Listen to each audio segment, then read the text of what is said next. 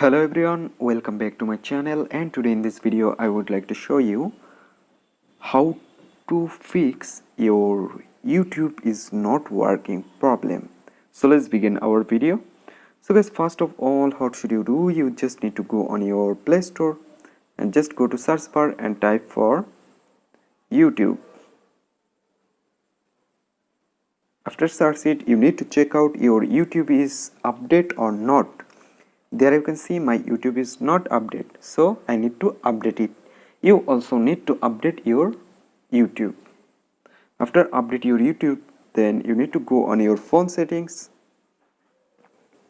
Now you need to find out apps or apps management option. So there you can see this is apps. Open on it. Now go to manage apps. Now go to search bar and type YouTube. Open on it. And now at the bottom right side there have a option clear data. Select it. Now you need to clear the cache, then OK. After doing that, I hope your YouTube is working perfectly, and hope guys this video can help you. Don't forget to like and subscribe my channel.